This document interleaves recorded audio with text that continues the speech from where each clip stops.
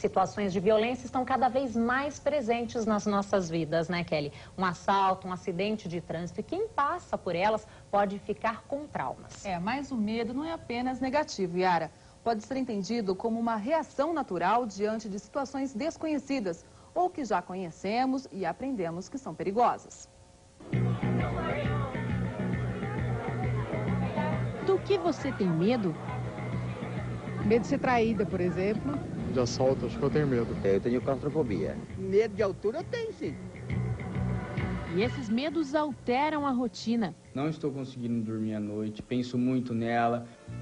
No caso de Tiago, o medo surgiu depois de um acidente. Ele estava em uma moto com a noiva Flaviana quando foram atingidos por um carro. A estudante ficou presa embaixo do veículo e foi arrastada por mais de 1 quilômetro. E ele não pensa em outra coisa. Eu preciso do meu serviço, sabe?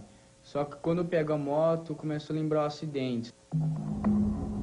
Essa mulher que prefere não se identificar tem medo da noite. Tenho medo de andar na rua, eu tenho medo, até mesmo com companhia. Esse eu saio mais durante o dia e também prestando atenção em tudo.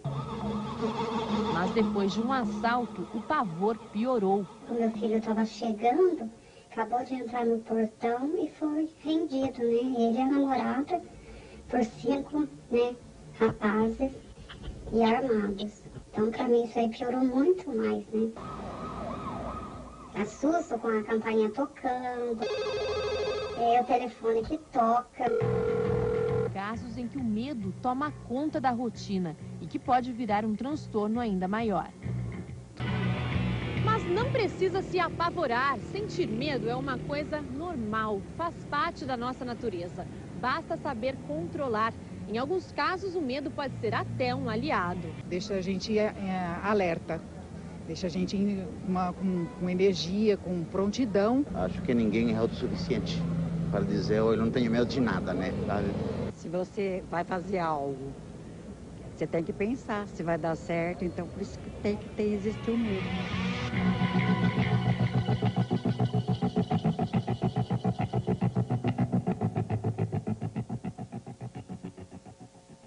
Sentir medo é natural, como vimos na reportagem. É preciso existir um equilíbrio para que esse sentimento não atrapalhe o nosso dia a dia. O repórter Rodrigo Garavini está em Araraquara com uma psicóloga. Garavini, agora sentir medo o tempo todo pode trazer problemas de saúde. Pode sim, Kelly. Olha, o medo pode gerar quadros com crises frequentes. Agora, Ana Maria, como vimos em reportagem, o medo pode causar fobias, traumas e até a síndrome do pânico.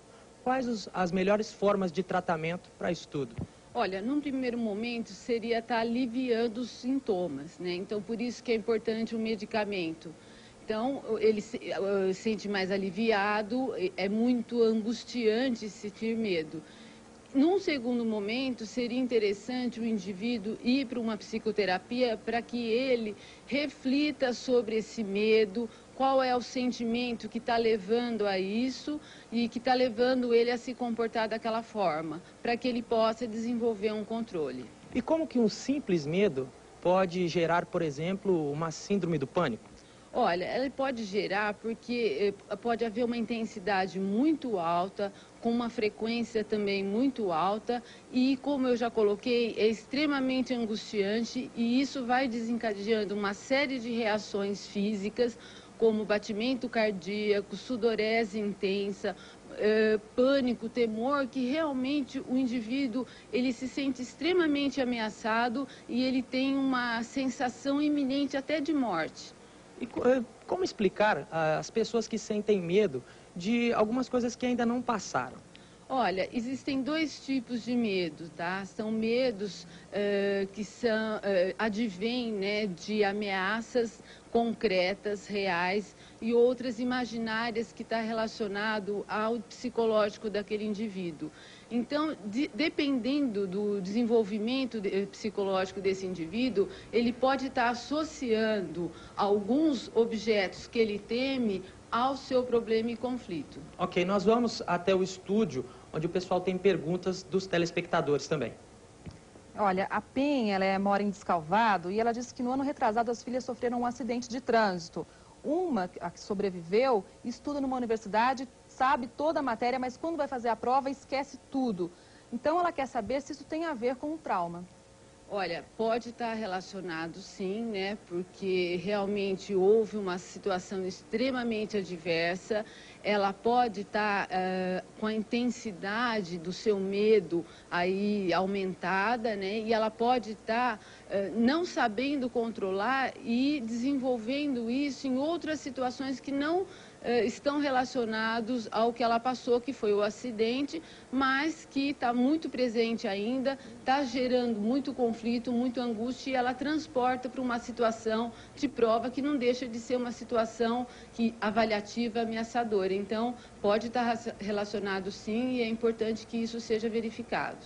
A Eleite de Matão pergunta o seguinte: com a divulgação em massa sobre aquecimento global, ela ficou um pouco estressada. Toda vez que o assunto aparece, ela se sente sufocada, com medo de morrer, com falta de ar. E agora, com a aproximação do verão, ela está preocupada. Isso é uma fobia?